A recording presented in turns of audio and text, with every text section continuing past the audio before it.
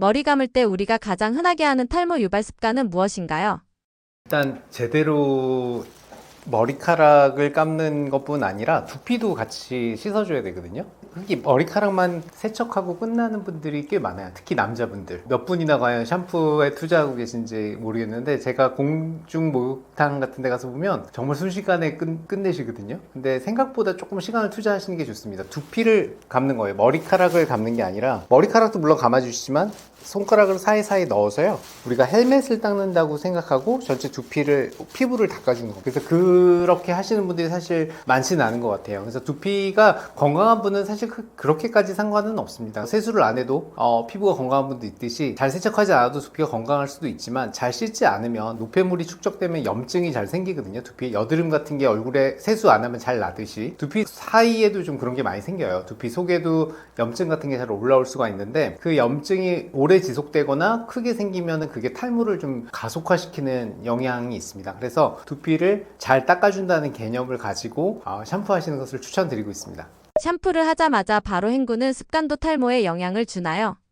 그러니까 세척이 잘 안 되니까 문제겠죠. 바로 샴푸를 하자마자 씻어내면은 이게 두피에 샴푸 성분이 남아있어서 세수할 때도 어느 정도 우리가 기름기를 녹여주잖아요. 샴푸하면서 우리가 근데 그걸 손끝으로 잘 느낄 수 있는데 털이 없으니까. 근데 머리카락은 그걸 좀 느끼기가 쉽지가 않거든요. 좀 느끼실 거예요. 아마 오랜만에 머리를 감거나 땀을 많이 흘리거나 기름이 좀 많으신 분은 한 번 세척했을 때 거품이 잘 안 나는 거를 느끼신 적이 있을 겁니다. 유분기가 많으면 거품이 잘 안 나거든요. 근데 그게 두피에도 똑같이 적용이 되고, 머리카락에서는 우리가 쉽게 느껴서 머리 거품이 안 나자고 한 번 더 감겠지만, 두피에도 그게 조금 녹아 있어야 돼요.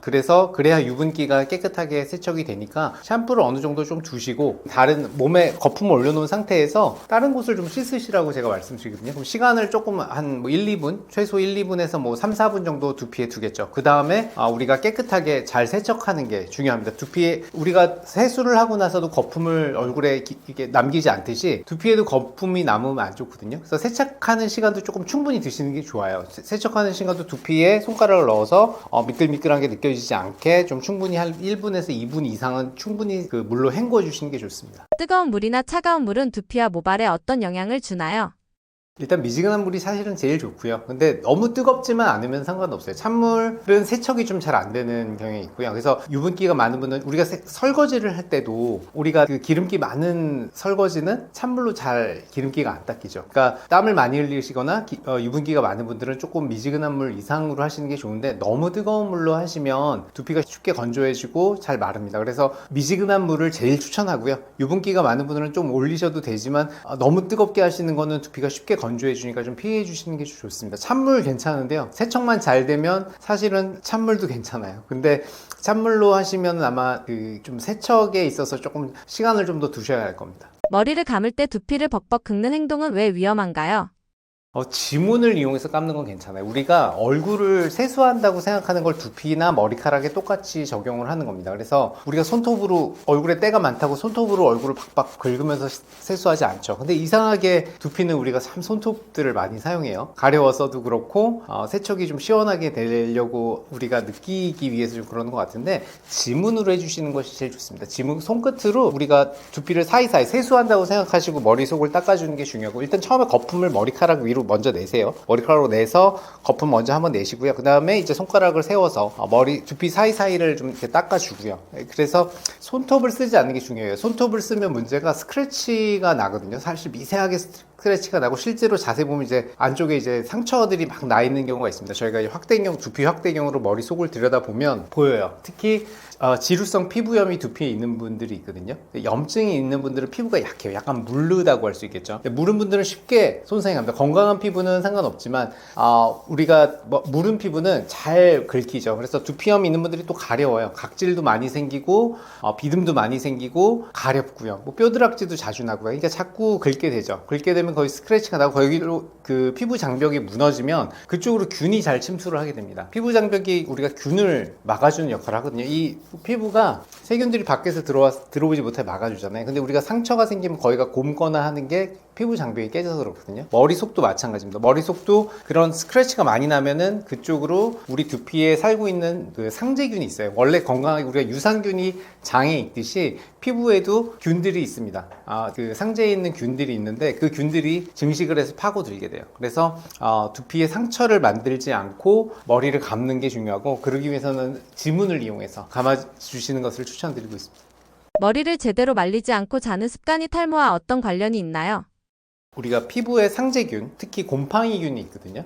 피부에는 곰팡이가 살아요. 근데 문제는 이게 이제 상처가 생긴 부위에서 증식을 하고 습한 환경에서는 증식해요. 우리 왜 지하 방에서는 습하고 이런 햇빛이 잘 들지 않는 곳에서 곰팡이가 많이 서식하잖아요. 두피도 똑같습니다. 두피가 습하게 유지가 되면 곰팡이균이 증식을 해요. 게다가 상처까지 있으면 이제 곰팡이균이 그 상처에 있는 혈액이라든가 이런 진물들을 먹고서 더 증식을 하게 되거든요. 그래서 지하실 같은 환경이 두피에 형성이 되죠. 그래서 머리를 말리지 않고 자는 분들, 특히 여자분들, 남자들은 그래도 머리가 좀 그래도 짧으니까 비교적 쉽게 마르는 편인데, 여자분들이 머리를 감고서 잘 말리지 않으시면 곰팡이가 서식하기 되게 좋은 환경이 되는데, 그래도 두피가 건강하신 분은 피부 장벽이 잘 그래도 어느 정도 막아주고 있으니까 크게 문제는 안 생기는데, 두피가 약한 분들, 그리고 지루성 피부염이 두피에 있는 분들, 우리가 뭐 지루성 두피염이라고도 얘기하고요. 그게 있는데 습하게 머리를 안 말리고 있는 상태가 되면 두피염이 악화가 됩니다. 계속해서 균들이 그 상처로 파고드니까요. 게다가 상처를 내서 두피에 또 가렵다고 긁어서 상처까지 났으면 더더욱 우리가 균들이 증식하고 파고들기, 두피 안으로 파고들기가 좋기 때문에, 이런 미세염증이 과거에는 탈모하고 별로 별개로 봤어요.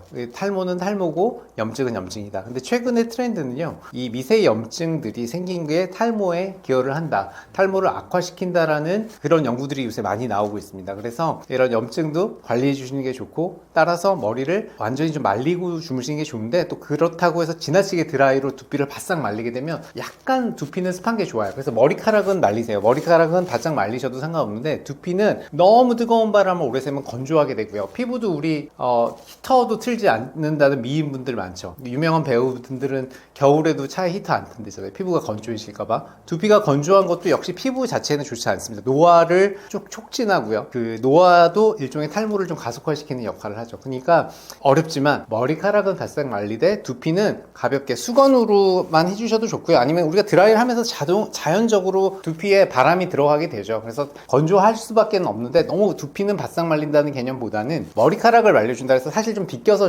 그 드라이를 하시라고 하거든요. 우리가 사실 머리가 짧으니까 저도 쉽지 않은데, 직접 두피에 그 바람을 쐬기보다는 바람을 최대한 좀 두피를 타고 가게, 두피를 비껴서 머리카락만 할 수 있게 노력합니다. 완벽하게 말리는 것과 두피 속까지 말리는 것과는 다른 건가요?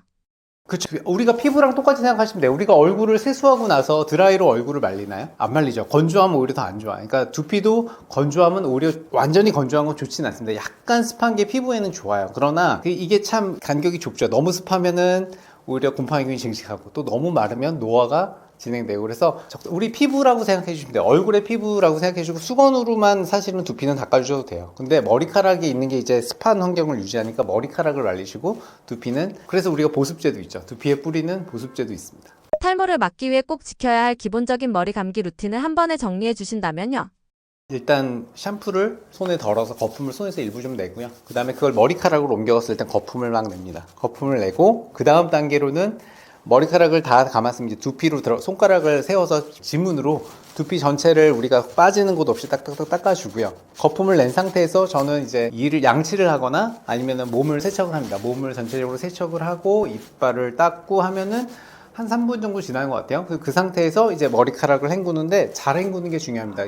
얼굴 우리가 거품 남기지 않듯이 두피에도 그 거품을 남기지 않는 게 좋아요. 그래서 세척하시는 거, 여자분들은 좀 더 길게 걸리겠고, 남자분들은 최소 1분 이상, 여자분들은 2, 3분 이상 걸리겠죠. 머리가 더 기니까 세척하는데 시간을 조금 더 투자해 주세요. 그리고 나서 일단 머리카락부터 물기를 제거하고요. 역시 지문을 세워서 두피를 수건으로 닦아줍니다.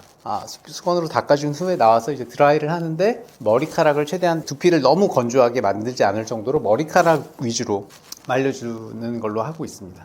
탈모가 걱정이신 분들에게 반드시 지켜야 하는 것들을 정리해 주신다면요?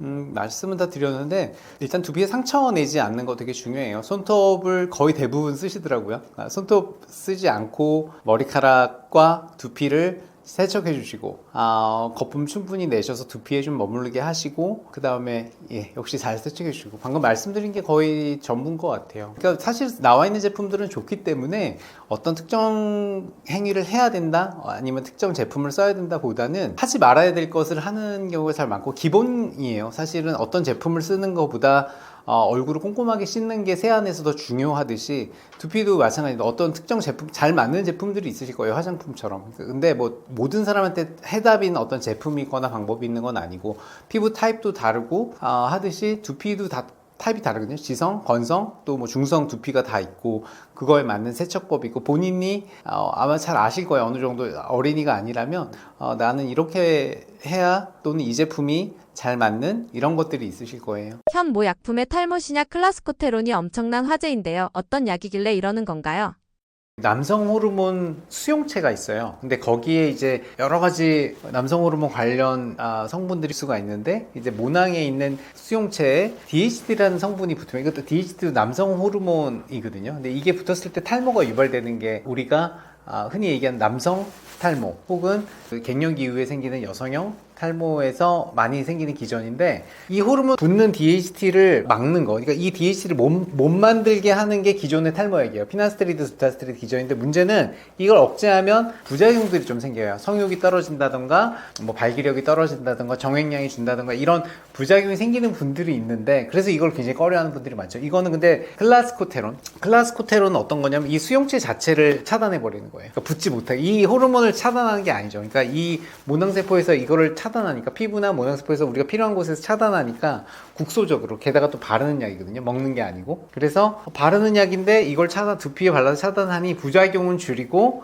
효과는 우리가 탈모약하고 비슷하게 기대할 수 있겠다 해서 지금 기대가 굉장히 큰 약이죠. 그래서 실험 결과들이 몇 개 나왔는데 꽤 괜찮다라고 일단 실험에서는 나왔고요. 그게 이제 우리나라 그 이탈리아 회사인데 우리나라 지금 그 판권을 현대약품에서 샀어요. 그래서 그게 이제 내년에 피부 쪽에서는 나와요. 이 남성 호르몬이 과해서 발생하는 게 또 여드름이잖아요. 그래서 여드름 약으로는 내년 초에 아마 나오는 것으로 알고 있고요.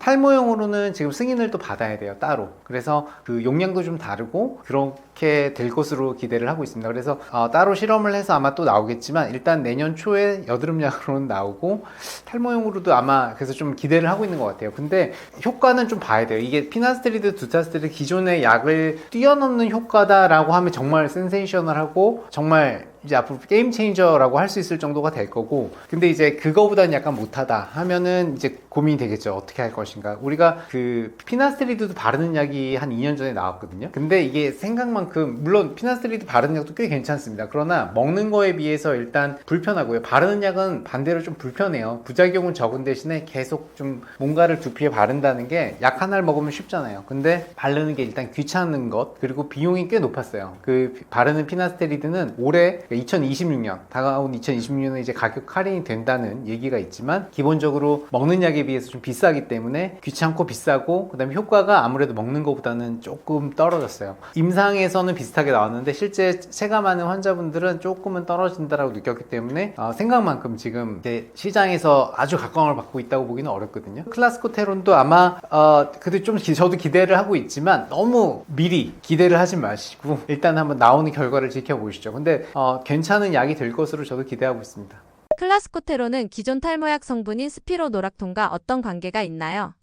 유사체라고 보면 될 것 같아요. 클라스코테론하고 스피로노락톤은 비슷하긴 한데 좀 달라요. 근데 스피로노락톤은 우리가 그 약이죠. 혹시 그 조합약이라고 들어보셨는지 모르겠어요. 탈모약에서 조합약이라고 유명하거든요. 이게 보통 지방에서 많이 쓰던 성분이에요. 그래서 거기 가면은 머리카락 나는 약 준다는 막 명의 선생님들이 계시다고 소문난 지역 병원들이 있습니다. 뭐 울산, 뭐 당진 이런 곳에 많이 계셨고 지금은 사실 서울 근처에서도 수도권 근교에서도 이 약을 처방을 하는데 이 약의 바로 핵심 성분이 스피로노락톤이라는 약은 이뇨제거든요. 이뇨제인데 이 이뇨제가 아까 그 남성 호르몬 수용체에 붙어서 탈모를 억제 굉장히 강력해요. 그러니까 아까 그 DHT라는 물질이 붙기도 전에 탈모 유발 물질이 붙기 전에 이 수용체 자체를 활성을 막아버리는 거거든요. 그래서 안드로겐 수용체 차단제라고도 불려요. 근데 막 이게 좀 강력해요. 이건 먹는 약인데 남성에서는 좀 먹으면 여유증이라고 해서 가슴이 남성들이 커지는 여유증 아시죠? 그래서 그게 생기는 부작용도 있고 그래서 남성에서는 잘 안 씁니다. 사실은 남성에서는 잘 안 쓰지만 여성에서는 이 약을 언제 많이 쓰냐면 우리 그 다낭성 난소 증후군이라고 해서 난소가 난포를 배출하면서 한 개씩 한 개씩 나오는데 이게 여러 개 생기면서 이제 낭포가 여러 개 이제 동글동글하게 생긴다 그래서 이게 그러니까 낭이 많이 생긴다 해서 다낭성 난소 증후군인데 이게 남성 호르몬을 많이 만들게 해요. 이 질환이. 그래서 이거 있는 분들이 다낭성 난소 증후군들이 모든 분들이 그런 건 아니지만 이게 과한 분들은 털이 많습니다. 이런데 거뭇거뭇하게 좀 난다든가 아니면 여드름이 많아요. 남성 호르몬이 많으니까. 그래서 이거인 분들이 다낭성 난소 증후군이 있는 분들이 스피롤락톤 이 약을 먹으면 남성 호르몬이 떨어지니까 털이 좀 덜 나고요. 그다음에 남성 호르몬을 줄여서 이런 피부 트러블이라든가 이런 걸 줄일 수가 있죠. 털도 줄이고. 그래서 이런 스피롤락톤을 다낭성 난소 증후군 치료에도 많이 써요. 그래서 이 약하고 근데 유사합니다. 분자 구조가 유사한 게 클라스코테론이고 이거를 이제 바르는 약으로 만든 거라고 보시면 될 것 같아요. 스피롤락톤하고는 이런 친구 사이라고 보시면 될 것 같아요. 클라스코테론은 좀 더 스피롤락톤보다는 이제 지금 현재 이제 바르는 약으로 피부 여드름 약과 그다음에 두피에 이제 탈모용으로 지금 이제 개발되고 있는 거죠. 스피롤락톤은 경구제입니다. 먹는 약입니다. 물론 바르는 스피롤락톤도 해외에서는 좀 나와서 쓰고 있는 게 있지만 국내에서는 이제 스피롤락톤은 먹는 약, 클라스코테론은 이제 바르는 약으로 보시면 되겠어요. 먹는 탈모약 대비 바르는 제형인 클라스코테론의 가장 큰 장점은 무엇인가요? 바른 약의 장점들은 부작용이 적은 거죠. 부작용이 적은 게 장점이고 대신에 반대로 단점은 먹는 거에 비해서 효과가 약간 떨어지거나 아니면 귀찮은 거 두 가지입니다. 미녹시딜이라는 약도 대중적으로 가장 많이 쓰는 탈모약 중에 하나거든요. 근데 미녹시딜도 사실 두 가지예요. 먹는 거와 바르는 거. 먹는 거는 혈압약으로 나왔죠. 경구 미녹시딜은 원래 혈압약으로 나온 건데 최근에 좀 탈모약으로 각광을 받고 있죠. 먹는 미녹시딜은 보통은 하루에 3알에서 6알을 그 혈압약으로는 써요. 근데 탈모용으로는 하루에 반알에서 한알, 여성분들은 4분의 1알에서 반알 정도 쓰는 게 일반적이고 그래서 저용량 경구 미녹시딜 요법이라고 하죠. 저용량. 이 저용량이라는 건 하루에 한알 이하. 한알이 한국에서는 5mg이거든요. 5mg 이하의 그 미녹시딜을 드시는 걸 저용량 경구 미녹시딜 요법이라고 하고 탈모에 쓰는 방법입니다. 근데 이게 바르는 것보다 편하고 효과도 조금 더 있다고 돼 있어서 최근에는 최근 2, 3년간 되게 각광받고 특히 여에스더 선생님이 방송에 나와서 여러 번 말씀하셨죠. 여자는 머리빨이다 하면서 자기는 이걸 먹는다고 해서 좀 한데 좀 유행이 되고 이슈가 되고 지금까지도 저도 많이 처방하는 약 중에 하나입니다. 근데 그런 장점이 있어요. 그 바르는 약은 조금 이제 부작용이 두려운 분들이나 부작용이 실제 있는 분들 한번 이제 접근하기 좋은 방법이죠. 바르는 미녹시딜이 아무래도 먹는 미녹시딜보다는 부작용이 적거든요. 그 미녹시딜의 부작용은 이제 아무래도 심혈관 그러니까 혈압약에서 나왔다 보니까 이게 좀 약간의 저혈압을 유발할 수가 있어요. 예민한 분들은 워낙 저용량으로 탈모에 쓰니까 대부분의 건강한 성인은 문제가 없지만 마르시거나 되게 마르고 체구가 작은 여자분들이거나 아니면 조금 그런 약에 대해서 좀 예민한 그 반응을 보이는 분들이 있어요. 체질상 그런 분들은 혈압이 약간 떨어지면 어때요? 그러니까 어지럽거나 심장이 빨리 뛰거나 이런 거 얼굴이 약간 붓거나 손발이 붓거나 이런 증상들이 일어나기도 하거든요. 그래서 이런 분들은 아무래도 그 경구용 미녹시딜을 쓰기는 어렵겠죠. 근데 이런 분들은 이제 바르는 미녹시딜이 사실 표준이에요. 그래서 클라스코테론은 이제 나오면 이제 바르는 약으로 나올 테니 한번 이제 어떻게 될지 저도 모르겠어요. 운명은. 왜냐면 바르는 약이 귀찮음도 분명히 있지만 부작용도 적은데 효과가 일단 제일 중요할 것 같아요. 효과가 탁월하면 그러면 바르고 뭐고 성공을 할 건데 이제 약간 먹는 약보다 비슷하거나 약간 떨어지거나 이러면 이제 그거 어떻게 하실지 아마 그리고 가격도 중요하겠죠. 이게 꾸준히 써야 되는 약이니까 가격이 어떻게 나올지도 중요할 것 같아요.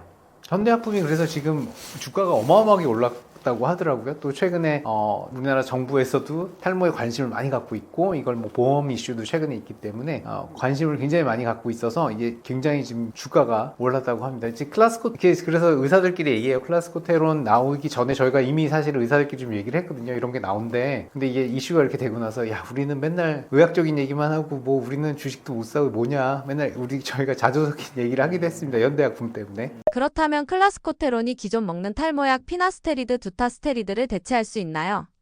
대체할 수가 있었으면 좋겠어요. 저도. 근데 일단 아직 그 이탈리아 그 제약회사 만든 클라스코테론 원조약을 지금 만든 회사에 데이터가 다 논문이 나온 게 아니에요. 그냥 발표만 했어요. 이런 실적이 있다고 발표했는데 되게 조금 오픈돼 있고 전체 흐름을 연구 결과를 얘기한 게 아니라 저희가 이게 되게 효과가 있을 것이다 없을 것이다 얘기하기는 좀 어려워요. 어렵지만 일단 나와 있는 작은 정보만 갖고 봤을 때는 괜찮을 것 같다. 근데 전에 바르는 피나스테리드도 그랬어요. 바르는 피나스테리드 저희가 논문 논문 봤을 때는 이거 괜찮은데? 이거 했지만 실제로 시장 반향이 생각보다 크지 않았거든요. 이번에도 그렇게 될까 약간 우려는 되지만 그래도 조금 더 기대하고 있습니다. 왜냐하면 조금 더 높은 수준의 것을 차단하는 거거든요. 그 안드로겐 수용체 자체, 그러니까 DHT가 보는 그 수용체 그 전단, 그러니까 더 상위 레벨에서 차단을 하는 거기 때문에 제대로 작동만 한다면 조금 더 효과가 있지 않을까? 그러니까 아까 말씀드린 피나스트리드, 두타스트리드보다 조합약의 메인 성분 스피로락톤이 좀 더 세요. 좀 더 효과가 분명히 좀 더 있습니다. 근데 저희가 부작용을 우려를 하고 그래서 의사들이 많이 안 쓰는 거거든요. 근데 이거는 근데 바른 약이기 때문에 부작용은 분명히 적을 것이고, 그러니까 기대하는 바는 커요. 이론상으로는. 근데 대체할 수 있었으면 좋겠어요. 저도. 그러나 이거는 써봐야 알 수 있을 것 같습니다. 클라스코테론은 어떤 탈모 환자에게 특히 적합할 것으로 보시나요? 클라스코테론은 특히 부작용을 걱정하시는 분 또는 기존 약에 부작용이 있었던 사람에게 적합할 것으로 저는 생각해요. 왜냐하면 바른 약이니까요. 아까 말씀드렸다시피 이제 부작용이 적은 약으로 우리가 기대를 하기 때문에 바르는 피나스트리드도 그렇거든요. 현재도 그런 분들이 많이 써요. 부작용이 되게 심했거나 부작용을 걱정해서 약을 쓰지 못하거나, 두 가지 군이 가장 이제 바르는 약에 호응하는 분들이고, 클라스코테론도 아마 그 두 그룹이 가장 관심이 많고 실제로도 많이 쓸 것으로 보입니다. 새로운 바르는 탈모약들이 계속 나오고 있는데 앞으로 탈모 치료 시장은 어떻게 변화할 것으로 보시나요? 탈모 시장은 이제 테론 기전에 탈모약이 나오는 것도 지금 클라스코테론을 비롯해서 말씀을 드릴 수 있을 것 같고요. 굉장히 많이 개발되고 있어요. 근데 기존의 탈모 치료약이 장기 지속형으로 나오는 주사제 형태로요. 그것도 지금 많이 연구가 되고 있습니다. 국내 회사 중에서 이제 인벤티지 랩이라든지 또는 대웅제약의 인벤티지 랩이랑 같이 하고 있고, 종근당에서 장기 지속형 피나스트리드, 두타스트리드를 지금 개발 중이에요. 그래서 주사를 맞으면 한 달, 6개월 또는 뭐 1년, 대표님 말씀에 따르면 2년까지도 조절할 수 있다고 얘기하셨거든요. 그래서 맞고 매일 약을 먹는 게 아니라 주사를 맞으면은 뭐 6개월, 1년, 짧게는 한 달, 뭐 이렇게 우리가 약을 먹지 않아도 되는 거죠. 그리고 몸을 전체를 통해서 이제 혈류로 통하는 게 아니라 여기서 조금씩 나오는 거다 보니까 부작용도 조금 적은 장점이 있을 것으로 저희가 기대하고 있어요. 왜냐면 먹어서 전체로 돌리는 게 아니라 몸에서 조금씩 방출을 이미 몸에 들어있기 때문에 적은 용량으로도 효과를 좀 더 기대할 수 있는 그런 기전이 있거든요. 그래서 그런 장기 지속형 탈모 치료제가 나올 것과 그게 일단 하나 있고요. 두 번째는 지금 클라스코테론처럼 좀 다른 기전, 우리가 RNA라고 하는 좀 더 깊은 단계에서 세포 단계에서 탈모를 좀 조작하거나, 유전자 가위라고 해서 우리가 탈모 유전이 있는 사람은 유전자를 조금 우리가 조절을 해서 이런 쪽의 탈모 치료 개발도 되고 있어요. 그래서 여러 가지 지금 탈모 신약들이 앞으로 나올 것으로 기대합니다. 근데 물론 희망 고문한다고 맨날 실험하고 쥐만 풍성하게 만드냐, 니네는 쥐만 풍성하지 말고 사람도 좀 풍성하게 만들어 다오, 이런 얘기 많이 하시고 희망 고문하지 말라고 하시는데, 그래도 저도 이 지금 분야에 20년 넘게 제가 일하고 있지만 조금씩 발전하고 있습니다. 조금씩 발전하고 있고, 그리고 조금씩 나오고 있어요. 제품들이 이렇게 나오고 있잖아요. 그러니까 너무 슬퍼하지 마시고 조금씩 그래도 제가 새로운 소식이 나오는 대로 항상 제가 업데이트 또 드리고 있으니까요. 기대해 주시면 좋을 것 같아요. 저는 탈모, 모발이식 진료만 하고 있는 성형외과 전문의 김진호라고 하고요. 유튜브 채널을 운영하고 있습니다. 지금 탈모나 역시 머리카락에 대한 모든 얘기를 한다고 보시면 되고요. 현재 한 40만 명의 구독자분들이 지금 봐주시고 계시고, 직접 댓글 주시면 제가 직접 답변 다 드리고 있습니다. 그래서 궁금한 거 있으면 저희 채널에도 많이 놀러와서 봐주시고, 또 궁금하신 거 있으면 댓글 남겨주세요. 감사합니다.